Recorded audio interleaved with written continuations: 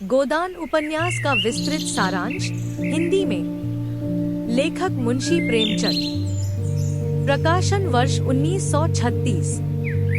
शैली यथार्थवादी सामाजिक उपन्यास। परिचय। मुंशी प्रेमचंद का गोदान हिंदी साहित्य का एक अमर कृति है, जिसे हिंदी उपन्यास का सर्वोच्च शिखर माना जाता है। यह उपन्यास भारतीय ग्रामीण जीवन, किसान की दुर्दशा, सामाजिक असमानता और शहरी जीवन के खोखलेपन का यथार्थ चित्र प्रस्तुत करता है।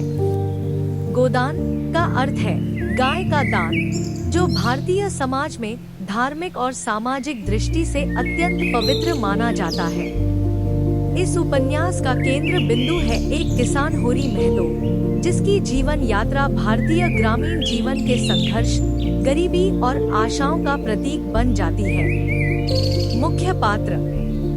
एक होरी महतो एक गरीब, ईमानदार और परिश्रमी किसान, जो अपनी पूरी जिंदगी एक गाय पाने और परिवार की जिम्मेदारियों को निभाने में लगा रहता है। 2 धनिया होरी की पत्नी, दृढ़ स्वभाव की, साहसी और वास्तविकता को पहचानने वाली स्त्री। 3 गोबर होरी का बेटा, जो सामाजिक परंपराओं से असहमत है और आत्मनिर्भरता में विश्वास करता है। 4 झुनिया सिलिया की बहन, जो गोबर से प्रेम करती है और सामाजिक नियमों की अवहेलना कर उससे संबंध बना लेती है। 5 राय साहब जमींदार वर्ग का प्रतिनिधि, जो किसानों के शोषण का प्रतीक है। 6 मालती देवी शहर की आधुनिक, शिक्षित और आत्मनिर्भर महिला। 7 मेहता एक बुद्धिजीवी, जो समाज सुधार के विचारों से प्रेरित है। कहानी का सारांश। कहानी का आरंभ छोटे से गांव बेलारी से होता है, जहां होरी महतो अपनी पत्नी धनिया, बेटे गोबर, बहू सोना और बेटी रूपा के साथ रहता है। होरी की सबसे बड़ी आकांक्षा है कि उसके घर में एक गाय हो। वह मानता है कि गाय होने से घर में सुख समृद्धि आएगी और धार्मिक पुण्य भी मिलेगा।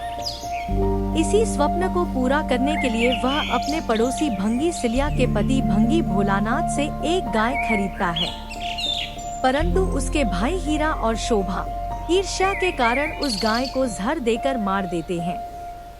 गांव में यह घटना फैल जाती है और पंचायत में होरी पर ब्राह्मणों को दंड देने का दबाव आता है। वह पैसे उधार लेकर ब्राह्मणों को दंड देता है, लेकिन कर्ज के बोझ से और दब जाता है। इसी बीच होरी का बेटा गोबर सिलिया की बहन झुनिया से प्रेम करने लगता है और उसे गर्भवती कर देता है। सामाजिक भय के कारण वह शहर भाग जाता है। झुनिया मजबूरी में होरी के घर आ जाती है। समाज और पंडितों के विरोध के बावजूद धनिया उसे अपनी बेटी की तरह स्वीकार करती है। इससे गांव के लोग होरी का बहिष्कार कर देते हैं और उसे फिर से जुर्माना देना पड़ता है। गोबर शहर में जाकर मेहनत करता है, मजदूरों के साथ मिलकर एक नया जीवन बनाने की कोशिश करता है।